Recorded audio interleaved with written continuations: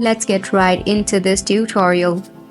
If you're facing such error, most likely it is due to the mobile number.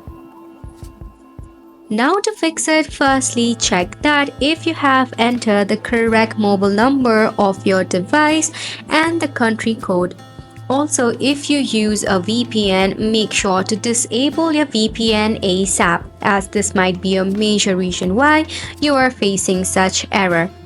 Once you do so, now to give a quick refresh to your network, firstly eject out your SIM and wait for 5 seconds, then insert it back.